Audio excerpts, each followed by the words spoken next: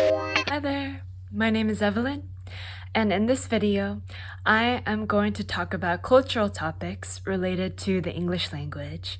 So I'll be talking about 2 slang terms that are commonly used these days in American English, and several cultural facts about New York City, which is arguably the most well-known city in the US, which is my home country. So here are 2 slang terms that I'd like to tell you. The first one is the phrase throwing shade. Throwing shade. Now the meaning of throwing shade is criticizing somebody. And here are 2 ways to use throwing shade in a sentence in everyday life. Why are you throwing shade at me right now? Why are you throwing shade at me right now? And the second way to use throwing shade is in this way. She's throwing shade at you. She is throwing shade at you. So the second slang term that I will teach you next is the word salty. And the word salty to me means angry, irritated, or critical. So here are 2 ways to use salty in a sentence in everyday conversation. That person's very salty. That person's very salty. The second way to use salty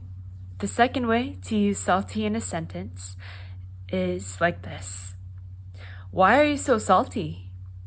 Why are you so salty? I hope you enjoyed learning about throwing shade and salty. One thing that I wanted to note, meaning to tell you about slang terms, is that popular slang changes over time. And you likely know this already when you think about how the Oxford Dictionary included the word selfie in its products very recently. And selfie was not in their dictionary about 20 years ago, but it is now. And that shows that popular slang words in the English language can change over time.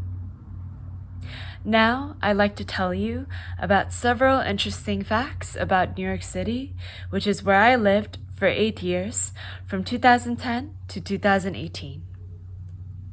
The first thing is that New York City, when most people think about it, involves Manhattan, which is the city center.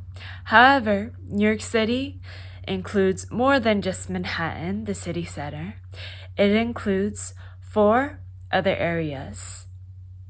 It includes Brooklyn, the Bronx, Queens, and Staten Island.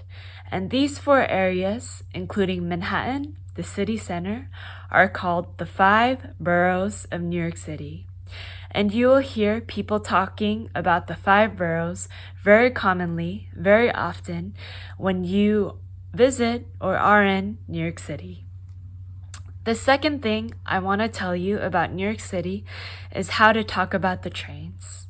When you look at a subway map of the New York City subway, you will see that every subway line is made up of one color. However, you're not going to say, I'm taking the red line or I'm taking the yellow line to get back home. You will say, and you will hear people say, I'm going to take the N train or I'm going to take the 1 train. This isn't very accurate because a train is usually above ground and the subway is usually underground.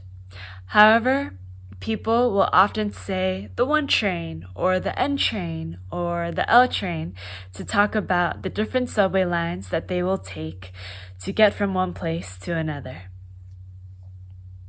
The third and last thing I want to tell you about New York City is that people walk extremely fast. And because locals in New York City are in such a hurry, if you walk slow, if you like to take your time walking, then it is usually best to be on the side of the sidewalk and not in the center. So that's all that I have for you today, and I hope that you enjoyed learning about these cultural elements about the English language here in the US. Thank you for watching.